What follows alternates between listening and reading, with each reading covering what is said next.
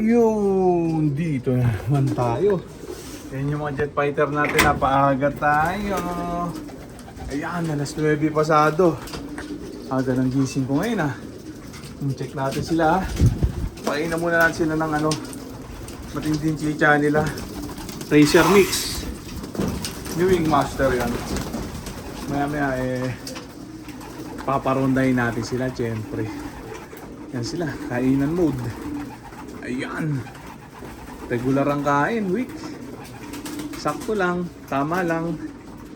Ayan, regular lang ang kondisyonan ng mga jet fighter natin Ayan, ayaw pa mag-isang oras. Barata, nagpapalakas pa lang. Ayan, at medyo ino-obserbahan natin yung nila. Makabagong dito, suplemento. Ayan, may natin kung mag-i-improving busog ako. Kakalmusal ko lang Ayan Ganyan lang, pagkagising, mga alas 9 pasado, aga nga ng gising ko Medyo maaga nakatulog Tsaka lang kakain itong mga jet fighter natin. Diba? Tapos non-ronda, ganun lang. Hindi kailangan gumising ng alas 6, alas 7 para magparonda at magpakain. Ano yun? Week yung ganung yung ganung program. Ayan. Alagang puyat ang ganun. Yan dapat alagang tamod, alagang tamad only. Ganun lang, daily routine. Yan, pas sa maagang gising, sarap-sarap matulog Ayan, ubos na yung matinding chicha nila. Racer Mix ni Wingmaster. Okay naman. Ayos naman. Mukhang nag-i-improve yung appetition nila, Ayan na muna natin sila dyan. Mga ilang araw pa. Pwede na ipukol to mga to. Jupiter agad ang pukol Ayan na sila. Kaya alam muna natin mag-inuman sa panubigan ng tubig ng baterya. Magdamagang babad dyan. Yan, binababad ko kasi pag nainom sa pagputok ng araw, nainom yung mga yan. Pampabilis din ang panunaw nila yan pag umiinom sila ng tubig. Late na nga ako nakaakyat dito. Minsan, alas 10, alas 11 na. Ngayon, medyo maaga. Ayan pero mamaya, papalitan natin yan ng supplement natin malupitan, So yan na muna natin sila dyan. Lagay ko na muna sila din supply pin. Yan, ubos yung chicha nila. Konting redstone na lang ang natira. Ayan, 30 piraso kasama yung isang dagit. Kapon may dagit tayong black hook Kaso sinaran ko na, hindi ko na pinapasok. Umalis na.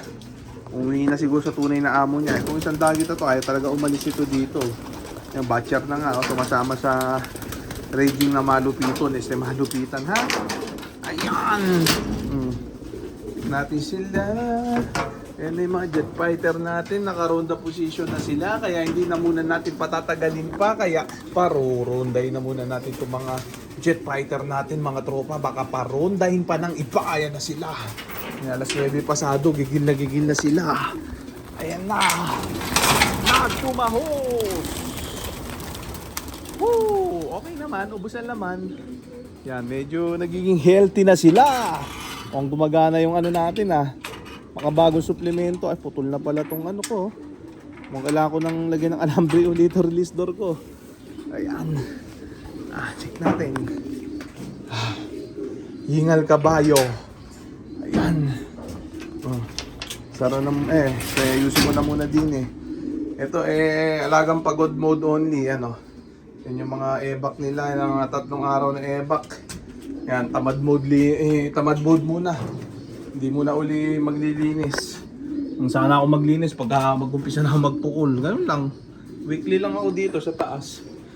Tapos sa baba, every 3 months. Every 4 months 4 months bago ako na paglinis. Yan yung budget fighter natin. Hindi ko na nakunan na nag-raging. Dito na tayo sa sa baba, nagmamadali ako at may lakad. Kaya maaga ako nagising. Ayan, maagang gising na to. Yung ganito sa akin, mas 9. Ayan, grabe. Grabe niyan. Gutom na to mga ibon natin din mga breeder Ayan. Grabe, cute Ayan, malinis yung mga tray natin ngayon. Patatlong araw pa lang to, nung nilinis ko. Ayan Ito yung mga ending birds natin. Gutom na rin, Ayan. Grabe. Oh, konti na lang kasi pinaship ko na yung iba. Ayan. Breeder mix. Ni Wingmaster tayo ha. Tapos Racer mix ni ano. Wingmaster ha. Ayan ha. O pakain na muna tayo din eh. Sa mga ano. Dito sa mga breeder natin ha. Ito pang south ko. Siningsingan ko. Ito solong anak. Ayan. Maski mga solong anak. Pinatos ko ng singsingan. Ayan. Naghahabol na ako eh. Bahala na. Ayan. Check natin. Ayan, simple-simple lang sistema ko dito, mga tropa. Madali gayahin. Sobrang dali. Pantamad eh. Di ba? Pasa, alagang pagod. Ayan. Alagang tamad only tayo. Ayan. Dine. Ayan, papantang ko itong painuman nila. Once a day lang palit nito. Tuwing umaga lang. Sa hapon, hindi na kailangan. Ayan o. Bara-bara mode na lang. Ayun din yun eh. Hindi naman nakakasakit eh. Papalitan ko pa, pagodin ko lang sarili ko, di ba? Ayan. Para sa mga taong masisipag lang yung ganun sistema. Yung pinapagod ang sarili. Tapos bulong din naman, di ba? Check natin sila. Ganito, naglulumot. Importante, tapo ng panubigan. Kaya once a day yan, palit. Pag masipag kayo, medyo masipag, twice a day ang palit. Pag super duper sipag kayo, pagkapalit nyo, linisin nyo na rin. Pero ako, hindi. Graduate na ako sa ganun sistema, mga tropa. Ginawa ko na yun nung araw, kaya kayo nagsesilan dyan. Ibig sabihin, newbie pa lang kayo. Yan, dadating sa buhay nyo, na ganito rin ang gagawin nyo. Kung gaano kayo kasipag ngayon, hindi kayo mananalo sa sipag ko nung araw. Yan ha. Ganyan. Pag napagtanto nyo na pwede naman pala yung ganito na rin ang gagawin nyo syempre. Ba't pahihirapan nyo pa yung sarili nyo, di ba? Ayan. Alam ng lahat yan. Anong araw ubod ng selan ko sa ganyan. Ubod ng sipag ko. Ngayon alam ko naman ang totoo na hindi naman makakasakit ang ibon kahit di mo linisin yung mga panubigan nila Catbird.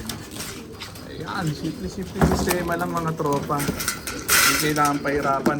Mahirap lang dito, walang cameraman. Mano-mano tayo dito sa vlogging ha. Ganun talaga. Ayan. Dito naman tayo sa ending birds natin. Pakainin ko lang ha, para pagpalain. Masisikla itong mga to. Diba? Yan. Grabe. Mga balahibo. Singot na naman ako ng balahibo. Ayan na sila Ending bird, sakalam. Ayan So ay na muna siguro yan mga tropa. So dito ko na muna tatapusin tong video na to. Shoutout sa may hilang nilala. Okay na Bye.